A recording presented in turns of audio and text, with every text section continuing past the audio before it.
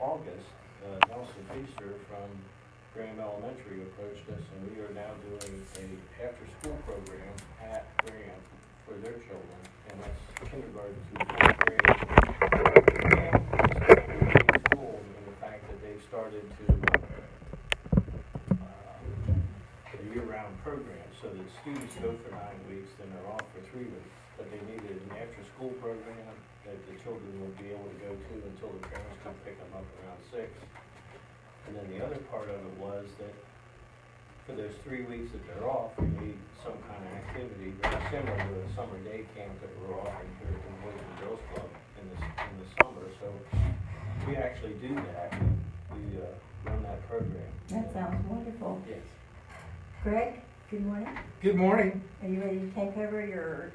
Oh, I'm just listening to you guys. You're doing a great job. Thank you. I was setting up the camera, and it started without me. The train left the station, but I've now caught up. Okay, so yeah. I mean, you know, we're talking to Jack Willer today, and Jack is president of the board of directors of the Boys and Girls Club of Cleveland County, and Dr. Jack Willer today. Yes. We get to see. We didn't have Dr. Jack in here last time. Just plain A old couple months Jack. ago, it was just plain old Jack. It was just Jack. Yeah. It was Well, just now Jack. it's Jack.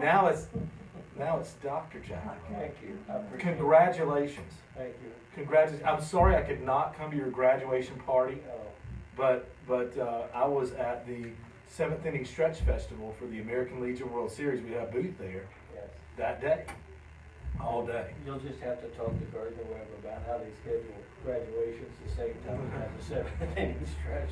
I'm talking about the party, while I was at the party. I wanted to make that one, but congratulations on receiving your doctorate in organizational leadership. Yes, and That is just a real quick commercial for that. Sure. The School of Education at Gardner Webb has started a program where over a 9-semester period, now you're going to go 3 years in a row, and it's fall, spring, summer, fall, spring, summer, until you receive your degree. But your dissertation or your project is working as a consultant to some organization, and I selected the Boys and Girls Club. When I entered the program, Dr. Balls, who was the advisor and head of the program at the time, said, well, why did you pick that? And I said, I've been president and involved. And then he said, well, I'm going to try to promote some other nonprofits. And 2 of the nonprofits in Cleveland County that have benefited from it is the Banker's House. Greg Shaw, who's the communications director at the school district, became the marketing person for the Banker's House, and they've done quite a job of promoting. So they have events over there all the time. That's part of his degree. Sure. And then the other one is Conrad Martin, who's an assistant, who's an instructor, an English instructor at the Early College High School, and his program is about helping the Don Gibson Theater set up a board of directors, have bylaws, and develop a strategic plan and that kind of thing. So I really believe that this doctorate of organizational leadership is providing consultants for a lot of nonprofits to be able to work with them, to help them take advantage of the learning process that I went through, but more importantly to make them more successful. Because one of the things that we're talking about is that, like at the Boys and Girls Club, we're serving more kids than we've ever served. And I think partly because the board's not more involved, more dynamic, and working to try to figure out ways that they can help more kids. I'm sure you've inspired a lot of that. Thank you. Well, he has. He's grown it from the Boys and Girls Club there to a teen center across the road, which is still being built out, I believe, and which is going to service, teens who, are going to, instead of in the peak hours of when they're goofing off or getting into trouble or, bad things are happening, they're over there,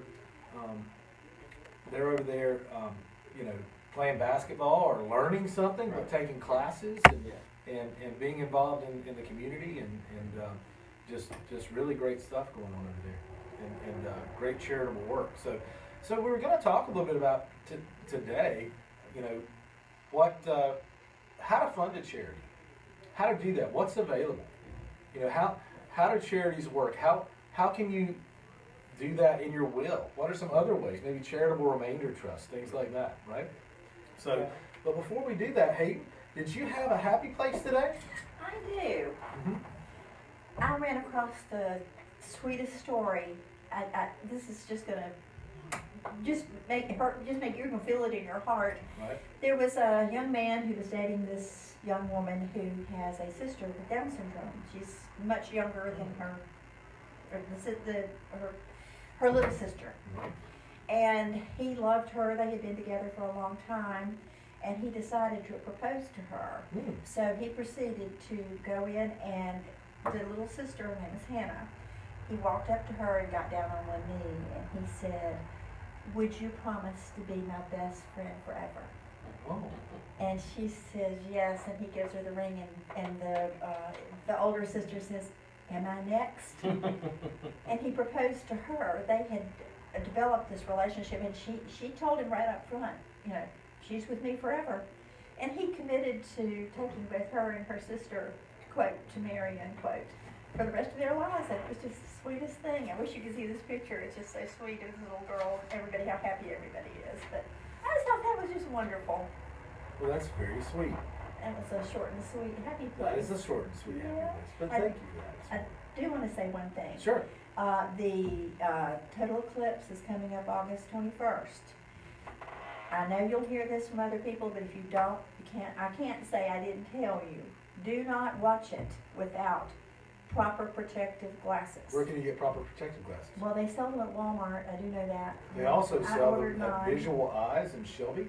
Mhm. Dr. Patrick Vollmer, I know, said he got 300 pairs in the other day. They have to be ISO certified, or they have to be NASA certified. But one way you can check them is if you put them up to your eyes and you can see absolutely nothing through them, then they're safe. But just make sure your kids are supervised and they don't just peek a little bit. It can really damage your eyes. So that's just a Gotcha. little bit of caution, so that I'll be happy knowing that everybody's doing what they need to do to protect their kids and their Okay. eyes. So, Absolutely. all right. Well, thank you very much for your happy place and the upcoming eclipse advice. Yeah. I appreciate it. I remember when we had an eclipse when I was a kid, and we made something where we watched it like on a piece of paper or something like that, you know? Pinhole. Is But it a they say pinhole? not to Yeah. do that. No? No, and this is the first total eclipse we've had in this area, and it's going across. It's called the American eclipse because it's just taking place across our country. Mhm. And but it's the first total eclipse in 96 years, and I can't find anywhere that anybody knows when another one will occur in maybe our lifetime. So this is a bucket list priority for me. Oh. I want to see it because they say an eclipse that isn't a total eclipse, you don't get the full effect of it, and it's just really remarkable. So I'll tell you all about it after I see it. You tell me about it after you see it. I will. My eclipse is probably going to look like a conference room, just like every day does, right? I'll be in the conference room doing something. Mhm. So I can't wait to see it or hear about it or something. I'm going to watch it. I got to give you some glasses. So Jack, thank you again for being here today. Thank you, I appreciate the opportunity to work with you. So let's say, who are the different people that might want to give to the Boys and Girls Club? Well, it's interesting because we have 3 fundraisers every year. 2 of them everybody, I think a lot of people are familiar with. We had the 21st annual Rich Berkowitz golf tournament this year, Mhm. and we made a conscious decision to name that golf tournament in honor of Dr. Rich, who has run the tournament for 20 years. And golfers and some of the companies that support golf or support the Boys and Girls Club are able to be hole sponsors or event sponsors. Again, one of the neat ones was the UPS Corporation actually was a platinum sponsor this year, and they the head of the program, Brad Lenhart, made a comment. He said, we just look forward to being able to be a part of this because we understand the benefit of what we're trying to do. The other one is the car raffle, and a lot of people are familiar with that. We sell 400 tickets to give away a car, and this year Margaret Chambliss won the car. If you were at the event, you saw somebody that really had a happy place that day. She was all excited about winning the car, but the other part of it is we do an auction with the live and a silent auction. And people like David Bean, Honda, Shelby, has donated items over the year. We've had several Shelby Nursery, Fine Nursery donate trees. And again, people were looking for those kind of things this time of the year. One of the other ones that has always been emotional to me is, I'll get this, Tracy Stillwell and Philip Philbeck donate a framed Philip Philbeck print in memory of Elwin. And Elwin had started this about 9 years ago. And he said, I just want to give something that maybe raises more money than I could write a check personally for. And each year that print has brought anywhere from $600 to $700. So it's the cost of having a child in the program is about $1,000, but the children themselves only pay $50. And if you look at our budget, it's $411,000, and of that, 78,000 comes from the United Way. We get some Health and Human Services grant money that's part of a program that Boys and Girls Club throughout the state are funded that way. And then we have several other foundations that in the community that I'm sure many people are familiar with. One is the Turner Foundation, and Paul and Margaret Porter Foundation have given us contributions every year. So when you look at that, you say, well, how in the world do you raise those kind of dollars? And the biggest part is individual giving. And I think that's the challenge that we face every year. One is, it's got to be an individual ask. I don't think people give to organizations. How many of us get a letter from American Red Cross or some other organization, and it's a letter, and you know they mailed out 3,000 letters, and they're hoping 31%, 2% of those people will send money back. But most people, if they know the person that's making the ask and they know that they're involved in it, they're going to be willing to support it. So again, Greg's on our board. Greg's been an active member. I think the part that surprises me is that every year we do, every fall and spring, we do a murder mystery. And no matter what the theme, he'll come dressed. And this year we had a golfing theme, and he showed up as a golfer. I mean, he had the attire and the knickers and everything that went with it. So it was just kind of the fun events people enjoy. But I was Morty. I was Morty from New Jersey. Morty from Jersey. He was one of the suspects. I was a golf equipment salesman, and I didn't commit the murder though. I didn't commit the murder, right? So that was a good part to play. I love that. I got Best Actor this year. You deserved it. You were funny. Yes, he did win Best Actor. But to me, the other part of it is that somebody comes up to you and says, cost $1,000, would you sponsor a child? And most people will say, I just don't have $1,000. And one of the things that we're looking at, we really have put together a plan is there a way, very similar to what public broadcasting has done, is this idea, would you make a commitment to $20 a month? Again, $20 a month is $240, but if you were to do $80 a month, that's almost $1,000. But what you're trying to do is that we charge your credit card for that amount, and it does two things. One, the fundraisers, the money comes in the spring, and then we're in the latter part of the year, we're waiting for our annual Great Futures campaign to kick in, and until then, it's a cash flow issue. Do you have enough money to pay the bills? And I know Bill Chambliss, who's chairman of the finance committee, he and Josh Probst, our executive director, continue to look at where we're at and what kind of fundraising. So to me, one of the things that we've got to do as a organization, and I think other organizations are doing the same thing, is how do we get people to contribute year-round and not just at the event? In other words, not just buy a raffle ticket. In other words, many of these people have been buying raffle tickets for 30, 35 years, and we say, well, would you want to give more? Well, nobody's ever asked me. So one of the things we've got to do is a better job of asking. But the other way is the thing that you're more familiar with, because you're the attorney that's maybe suggesting these things. And I'll give one example. We had a person come to us and say, I'd like to give you $1,000. Do you have a stockbroker that you work with? And we said, well, yeah, I mean, we have an account. And they said, well, then I'm going to donate so many shares of stock that'll be worth $1,000.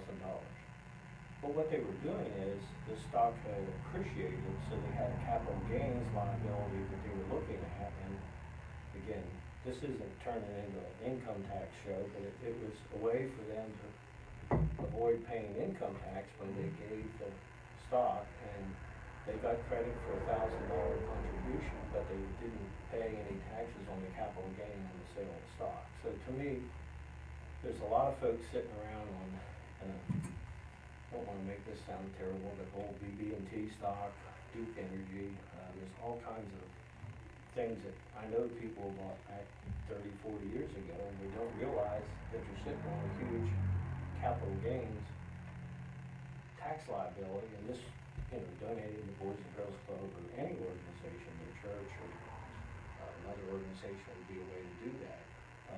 Another one that I've started to try to promote is, again, a lot of our donors are over 70, or 70 and a half. I gotta make sure I put that in there. The IRS has given a new ruling, and they said, if you have to take a required distribution and you donate all that money from that required distribution, then you don't pay taxes on it, and it doesn't count as income. And you say, well, that sounds pretty good, so I also pick up a deduction. Well, they won't give you a deduction, but you don't pay taxes, and it doesn't count as income. So in essence, let's imagine you're at a 22% tax rate, and you give $1,000 to the Boys and Girls Club. If you'd have taken that as income, the federal government would have got 22%. So in essence, it's a way that the federal government can subsidize the Boys and Girls Club at 22%. I'm sorry, that's probably a terrible example, but my point is that there are a lot of people who really don't have to take that IRA deduction, but they are required by law because of the required minimum distribution. So here's an option that they may have. Again, it may be a way for them to meet their church pledge or any other kind of thing they may not have heard about before. But you were talking about something that is one that we have a endowment program with the Foundation for the Carolinas here in Charlotte, and Cleveland County is one of the active areas where the foundation recruits and works to allow families and individuals to set up different options to preserve or maintain or manage their money or maybe their estate. You were talking about a remaining trust, and I thought you might want to do that. Charitable remainder trust are also ways that you can leave money, or if you sell a piece of property, for instance, and there are capital gains, you can put that in a charitable remainder trust to draw income off of it for under your life expectancy, right? Say for the next 10 years, and then heaven forbid when you pass away, it would automatically go to the charity of your choice, and you can defer those gains. So, but still draw income off the sale of a property. I know people who will do that and then leave money to their church, or the Boys and Girls Club, for instance, right, is a great charity to do that with. Those are options. Also, just when you're planning a will, I see people say, hey, I just want a simple will. Well, number one, there are no simple wills. Number two, If you don't believe that, go through a will caveat case, or just go to the clerk of court and talk about what it takes to probate a will, and if the wills you drafted is valid or not. Does it have two witnesses and a notary? Are those witnesses interested parties? I've seen people cancel themselves out as heirs because they wanted to go a cheap route and witness the will themselves and just go to the bank with a notary and put something off the internet. And they were thinking they were going to cut brother or sister out of the will.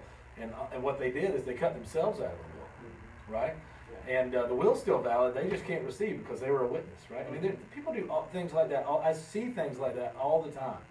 So people short circuit themselves. There are no simple wills. So you need to have, if you're in North Carolina, South Carolina, you need to have an attorney in your state draft the will, and number two, or at least review it, right? At least review it. Can they serve without bond? Does it have proper language in there that it's self-proving, right? That of sound mind, body over the age of 18. Is there a self-proving affidavit? Because if not, then the witnesses need to come in and prove that they saw you sign the will, right? Wills are complicated animals, just like powers of attorney. I see people do the same thing with general powers of attorney. They think they're so simple, and I can do that. Or they'll try to write something out themselves, and there's just and holographic wills, written wills are valid in North Carolina. In fact, there's a lot less scrutiny on those than there are typed up wills. But people just do it wrong sometimes. Just like, if I try to perform, I need brain surgery. If I tried to perform brain surgery on myself, then I would probably talk like that. No, I would probably not do such a great job, or Hayden, do you want to go to the beach today with me? I'm going to fly you on my plane. Oh. Or we're going to rent a plane. I'll fly you though. But I don't have Jack, a are license. you coming too? Yeah, I don't have a license. Yeah, no, I'm not a pilot. I think I can get them off the ground. I think I can get us off the ground though. Go ahead and get your I can probably get us off the ground. Once you just press the gas, you press the pedal, just like in a car, and you just pull back on the stick and roll, right? And then to land, you just point it down. I think, I'm pretty sure. But it doesn't look that hard to me. All right. So maybe I can be a better pilot than I'm a driver. You're right about the takeoff. You probably could make that one. The landing, I'll take a parachute. So I guess my point is, I can do those things for you. Maybe I'll set off to try to do those things, but I probably wouldn't do a great job at it. If I wanted to fly somewhere, I'd probably hire a pilot, I would say. Oh, On that note, I saw where there are drone aircraft now, They're getting ready to. The airlines are actually. Airlines are contemplating doing that. They could do it now. They probably could have done it a long time ago. The real problem is, people don't want to fly on a pilotless aircraft. They are scared to fly on a pilot. That's the real problem with it, the psychological problem of not having a pilot in the cockpit. I'm just thinking about hackers. Yeah. It's harder to hack a pilot sitting in the seat beside a co-pilot Right. sitting in another seat than it is to hack a piece of machinery that is controlled through Sure. radio waves or whatever. Yeah, I don't know. It's certainly not hooked to Yeah. anything land-based, so Just throwing that out there. I'll skip it. So have a lawyer draft your will. Don't have a drone draft your. Don't have a computer draft your will. And you can in your will you can leave it to Johnny and Susie, the sweet kids and grandkids. That's fine. But what about some of the other charities in your community that could really use that money? What about the Boys and Girls Club that could really, really benefit your community?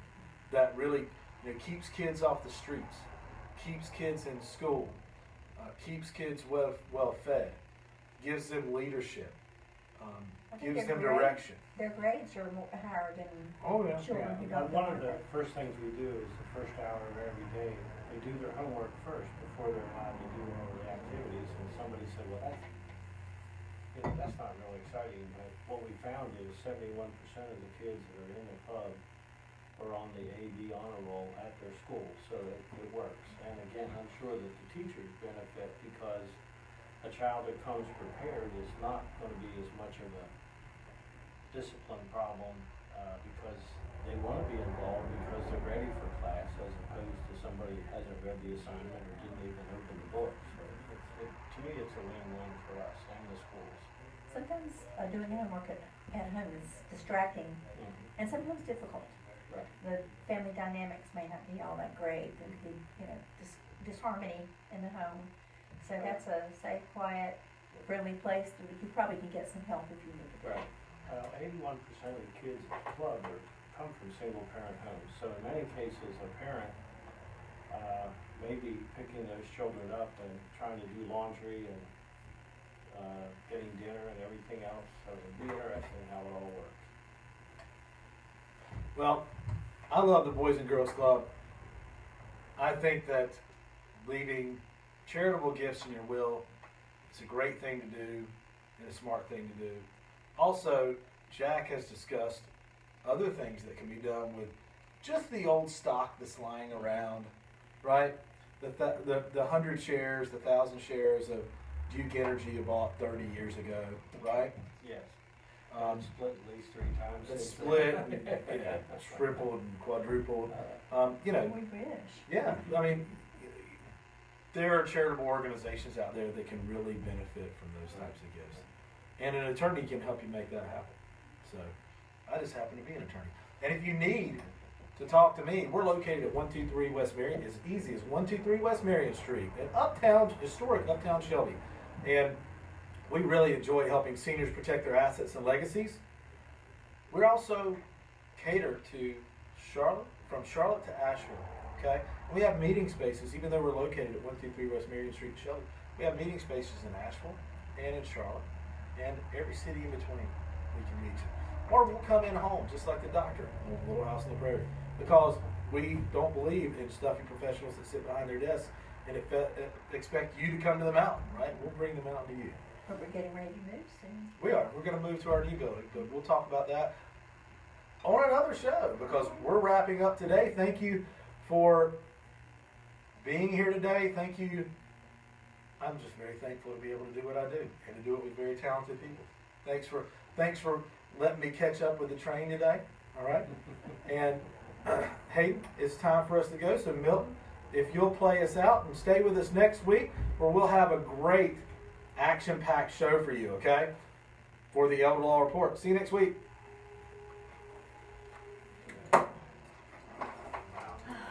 How'd you do that?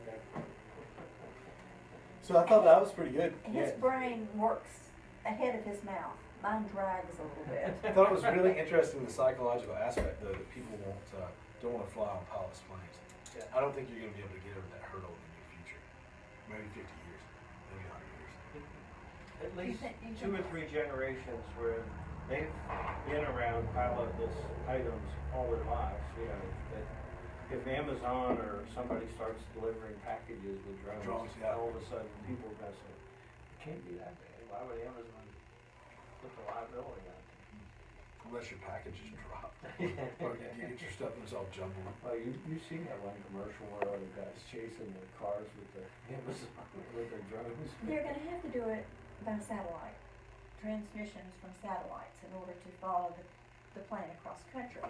And if somebody wanted to hurt and make a big terrorist strike, they could take out that satellite.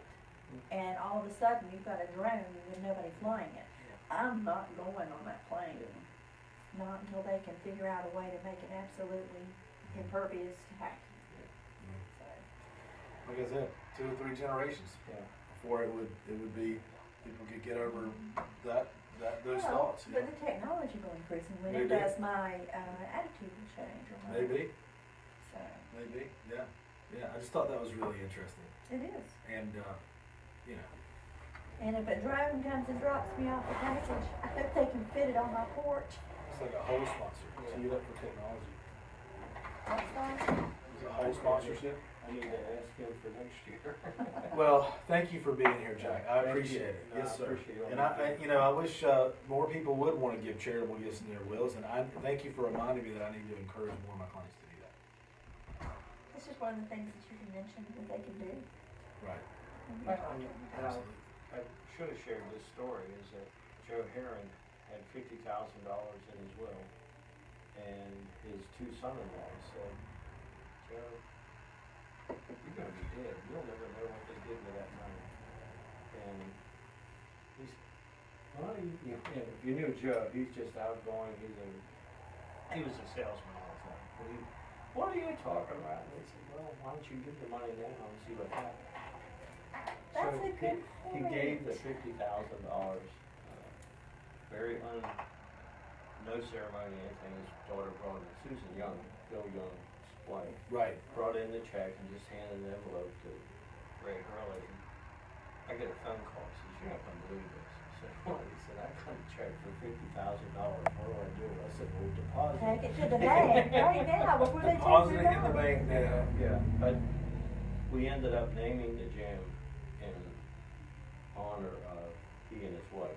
So they were able to see, and the family was able to see us naming the gym for them. And so that gym has still got that name on it. Excellent. And several of the grandchildren have come back and they wanted to see where granddad's gym was. And both of them passed away last year, so it was kind of tough. My dad has some gold coins, and he is going to leave them to the grandchildren, the great-grandchildren. And I have suggested they do that very same thing. I said, you can see the pleasure of the kids when they actually get, Right. I don't know how much a gold coin is, an ounce coin, so what, 1,000? Could be, depends on. Well, what the Market rate value is, of gold yeah, at the time. that particular day. I always wonder, where do you cash gold in? Like if I've got a safe full of gold, I don't, to be honest with you. If I've got a pirate's treasure chest full of gold, where do I cash it in? Do I take it to Arnold's Jewelry? Do I take it to the bank? No, that's one of the hard things, is that pawn shops will probably give you the lowest price. Yeah. That's right, because they're gonna lowball me. Oh, I'm not going there. Yeah. Just, I'm gonna do a little I'm always research. curious, Yeah. if I invest in gold like they tell me to on late night TV, Yeah, right? yeah, where do Where do I cash it in? I don't know. I don't know. Yeah. So anyway, yeah, just like Dad's gold coins. Yeah. The Boys and Girls Club take it. Oh, absolutely. Yeah. And Yeah. you see every year the Salvation Army Yeah, kettle when gets somebody gets one or two coins. cougarines and they have to sell them, and again, we had, two people give us property, and the board has to accept it. So one of the things was, is it a piece of property does it perk, is it resaleable? Sure. Don't give me the swamp piece of land that, we're gonna Right. have to drain to figure Right. out how to sell it. Well, you could actually do the raffle with the coin like you do the car. Right, You know, right. offer Raffle? up. Yeah. That's a good idea, And raffle then gold whoever coins. gets it Yeah. can figure it out. That's a really good And they'll idea. happily do that. Yeah, and see, one gold coin would be similar, that would be even better. Susan Allen bought $50 worth of raffle tickets, and then you bought a chance on winning the raffle. And, I think Gordon Hamrick bought $25 worth of tickets, and then he won all those tickets, and he thought he made $30, and he said, I'm just taking them all down to wherever, I guess it's Quick stop or Quick something. Stop or whatever, and the lady starts ringing him up, she says, well, I owe you $60. He said, what? He said, I thought I only had 25, although this is a double, and, and you don't realize that some of those have multipliers on them, and again, I just wonder, I mean, this weekend, it's over $600 million worth of Oh, wow. Powerball, Mega Wow. Ball Wow. stuff being drawn. Two different drawings, but can you imagine you had the winning ticket and you can't read it because you don't They're understand? dividing it? What's that? They're dividing it? No, the Mega Oh, okay. is, Mega Ball is 360 and then the Powerball is like 305. So they're two different lotteries. They're saying that if you took everything as a lump sum out of the 360, you get about 190 million. After taxes and And everything. that's taxes to the state, to the federal government, or to the state. I guess it's state and federal. So what you have left, you better be investing pretty quick. Well- They pay taxes on that money. Yeah. Or leave Taxes, it to taxes, the taxes. Boys and Girls Club. Yeah, or move it to an offshore account where they don't know what you got. Oh, wow. I don't know that I trust that either. I think the rules on that have changed significantly. I don't know the rules on that. I don't do that. They made it a little less profitable. I don't know Maybe. how they can control it. I've never gotten into that. I'm not saying I won't look at the rules of international banking one of these days and trust. But can you imagine all the drug dealers in the United States that deal with cash and they can't deposit their money in the bank? Yeah, what do you do? That's why the tax system based on consumption tax is The more sales and use fair. tax? Yeah, It's just- more fair because those that are the dark people. They still buy stuff. Do stuff under, yeah, they have to buy. Everybody it. buys things. They're all buying Mercedes. Alright, I'm gonna turn With off. dark windows. Turn off this. Are you still on? Oh yeah. Oh, gosh. Yes. Thank you very much for watching the show, and we'll be back next week.